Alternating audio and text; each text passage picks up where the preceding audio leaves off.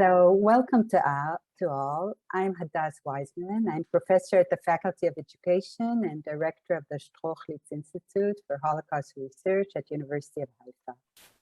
Greetings to our international Zoom audience from around the world, to our colleagues and friends in Israel and abroad.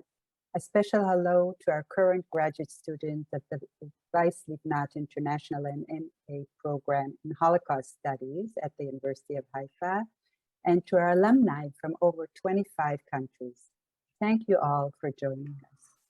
So a few words regarding the Strochlitz Institute of Holocaust Research.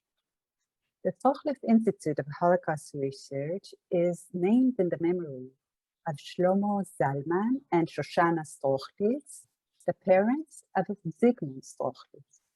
It was founded in 1977 at the University of Haifa in cooperation with the Ghetto Fighters House.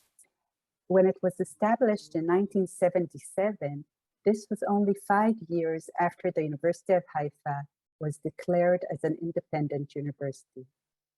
This represents the ongoing commitment from the very beginning and until this very day of the University of Haifa to the academic advancement of Holocaust studies and research. A few words about Zygmunt Strochlitz. He was a leader in Holocaust causes. He worked closely with his friend Elie Wiesel, as you can see in the picture, on the creation of the National Holocaust Memorial Museum in Washington. In 1978, he accepted President Carter's appointment, together with Elie Wiesel, to the President's Commission on the Holocaust, and he served as chairman of the Remembrance Committee. The theme of our conference, presence and absence, and the dialectic between them, is echoed in an interview with Strochlitz that was conducted on April 23, 2003. First, referring to his mixed feelings about the tattooed numbers as on his forearm, he says, "After liberation, I was angry, very angry, bitter angry. After I moved to America to start anew, I was tired of being asked to explain the numbers the Nazis had tattooed onto my left forearm, and I had them removed."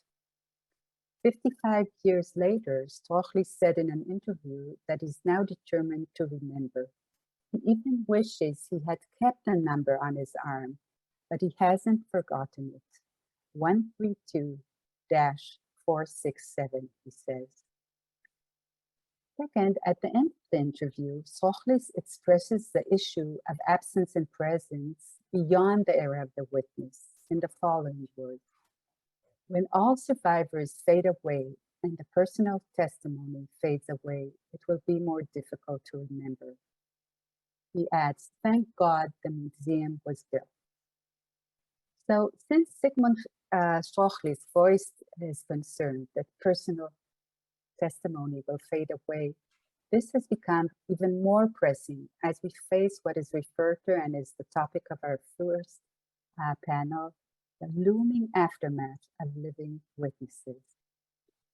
In Israel, the last statistics is that there are still 178,000 estimated living survivors. And it's estimated that on average, 41 survivors pass away on every given day. And in fact, 900 died during the last year from the COVID-19 pandemic. Perhaps it's symbolic that just recently, in early May, one of the last living witnesses in the Eichmann trial, Yosef Kleinman, died at the age of 91. 60 years ago, Kleinman was the younger survivor who gave testimony at the trial when he was 31 years old. So the topic of our conference and its speakers fit our focus and vision in the Strochlitz Institute of studying the Holocaust from multiple perspectives.